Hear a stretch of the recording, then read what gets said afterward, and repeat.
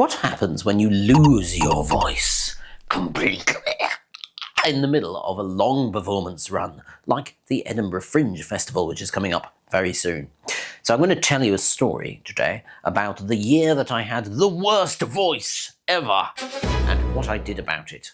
Hello, my name is Alex. I'm a voice coach, and this year at the Edinburgh Fringe, I'm going to be focusing on helping people to keep their voices healthy and do a little bit of street performing as well. So today I'm going to tell you about the year when my voice died and why, and specifically what you can learn about my experience to make sure that you don't lose your voice in the middle of a long run like this. So I'm going to take you back in time to when I had slightly longer hair. And it was 2023, so 3 years ago from when I'm filming this, and I was doing my first solo show. I've done shows for years before, but this is my first solo clown show called Alex Owen-Hill Asks Himself, Is It ADHD? Answer, yes, it is. And here we have the first aspect that influenced my voice being lost. The time of the show was at 11 o'clock at night.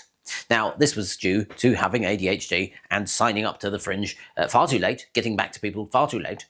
So I was only available, it was only available like later slots than the prime slots, which are like 7 o'clock or whatever. But that was the problem, because at the same time, in the same year, I was doing the family show that we've been doing for years called Story Builders, which was at 11 o'clock in the morning. What a good idea, Alex. What this meant was that I would wake up at ungodly hour in the morning of like 9 o'clock or something, and then go and do a kids show, and then my energy would dip and it would all disappear, and then I would go and do things in the middle of the day because I was awake, and then I was doing other shows as well. And then at 11 o'clock in the evening, I would have to come back and get my energy up again and do another show. And then, because it was 11 o'clock in the evening, I finished at 12, my energy was still big. I then couldn't go to bed until, 3 o'clock in the morning. And the cycle continued for an entire month, 3 weeks, as the Fringe. And that's one of those things that is key for the voice. So lesson 1, get enough sleep. And what I did in that year was to make sure that I definitely couldn't get enough sleep. I would go back in the middle of the day and have like a rest and things, but it didn't matter. Number 2, what happened? When I went back to sleep, I was going back to a house that I was allergic to. What? No, why would you do that? I was looking after a friend's cat. This was great. It was in the perfect place in Edinburgh. I had left Edinburgh by then, so I was no longer a local, even though I'm from there. And I was like living in this house, and there was a cat, a house cat that never left. And I was like, this is going to be great. I'm going to lie down on the sofa, watch TV in the middle of the day, get a rest, and the cat can, sit on me and things, and I can relax and get the energy of the cat, because I like cats. Unfortunately, halfway through week 1, when the cat had been sitting on my face in front of the TV, as they tend to do when you're trying to watch something, and they're like, "Hello, come on," and I got very, very allergic to the cat. I, of course, included this in my show, and I talked about allergies and things. But this is another thing that affects the voice. Lesson 2. Environmental hazards. So irritants affect the voice. Dust, pollen, if you're allergic to pollen, even if you're not, it's still in the air, and dander, which is the thing that cats give off, a little tiny floating protein, and all of these kind of things can affect the voice and dry it out. And if you are allergic, like me, then this was another thing. So that was something that was very, very much not helping. But that didn't stop there, because every day I would get up in the morning and in the afternoon, and I would go via the bakery, because this is in Scotland, it was just all bakeries, and get like a roll with some bacon in it, and some coffee made completely of milk. And for some time I was getting a terrible headache. The worst headache. And I was like, it's this goddamn cat. I'm living in this cat. I'm not living in the cat. What a strange sentence. I'm living in this house with a cat. I cleaned one room and then made the cat not go into it. But that took some time. And I was like, it's the headache. The headache is because of the allergy. Bloody allergy. I'm allergy. I've got the headache. Little did I realise I'd also stopped drinking water. Good idea, Alex. So I was just drinking coffee, which is very normal. People drink coffee, alcohol, and eat bad food during the Edinburgh Fringe, which is perfect for bad voice. Because if you've not got enough water in your system, systemic hydration, it's called, there's enough water going around in your system, then your vocal folds can't be hydrated, and then you lose your voice. So in about the second week, I realised this, finally, and started drinking water. But water was boring. I quite like water, but for some reason that year, water was boring. So I started getting water that was flavoured, and then drinking that. And that sort of helped. So lesson number 3, hydrate, and also eat good food if you really can. It's quite difficult when you're on the move, but if you can, then do that. So that happened. And then at some point later in the run, maybe sort of at the end of the second week, things happen very quickly there, I started losing my voice. And I have a video of that. Here's a little bit. Today, it seems, I have lost my voice, which is not great.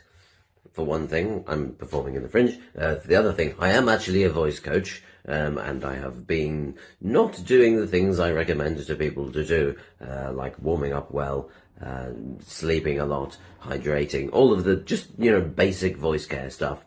Yes, you can see. And I immediately went into what I call vocal first aid. So that is from a video that I have in my Fringe course. It's like an online course for Fringe performers, and it's called Break Glass in Case of Emergency. It is a sequence of videos that I recorded that year that is just me going through that moment of difficulty. No, step number 4, have a break glass in case of emergency video or routine, so that when you start to lose your voice, you know what you're going to do, and you will do it. And this leads us to number 5. What is the 5th and final lesson that I learned? Of course, I couldn't not do my shows. I was an integral, and indeed, it is often the case, I was an integral part of both of the shows that I was in. Very much so the one that I was only me in, but the other people couldn't do the show without me in the kids' show either. So I had to turn up. So I focused on those areas, those types of vocal use that weren't being affected by my vocal folds. So, for example, articulation. So here's a bit of a video with me talking about articulation at the time. Vocal health first aid. I can't even speak. Vocal health first aid tip number 3. Focus on your articulation. So if your voice can't project as well as it can in terms of using your the sound of the voice, the sound of the vowels, usually A, E, I, O, U, they're the ones that are messed up. So if you want to be understood in your show, you need to focus on your articulation. Be very, very clear, because then the audience can still understand you, and you can also be forceful instead of shouting or projecting. Don't like the word projecting, but instead of projecting loudly, you can use the force of the consonants, which will just use air. It won't use your vocal cords so much, so then you can give a bit of a rest to your vocal cords while they are getting themselves in a better form.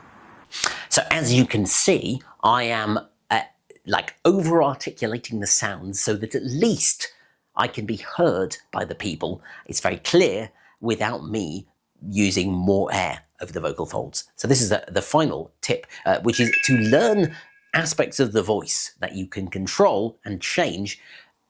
Get good at them before you go into these kind of intense environments like the Edinburgh Fringe.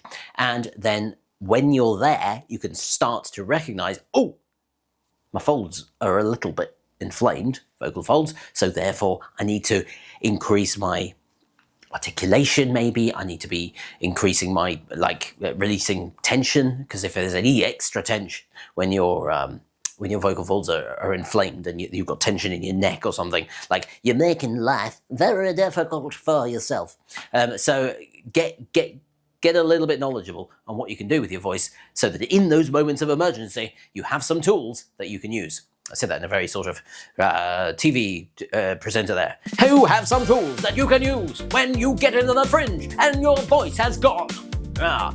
So there you go. That's some 5 tips. That's the time when I lost my voice the worst in the Edinburgh Fringe. I did the right things. After a couple of days, it was okay, and I kept going with the show.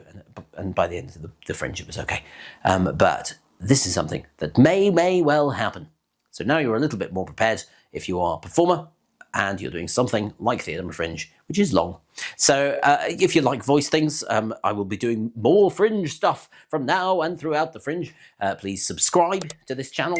There are also other things. There's a wait list down at the bottom, or is it a wait list? That's not the right word, really. There's a list where I can send you emails about these sort of things, because there's a bunch of extra content that I will be putting out about the Edinburgh Fringe. If you're in the Fringe, send me a message and let me know. See you later.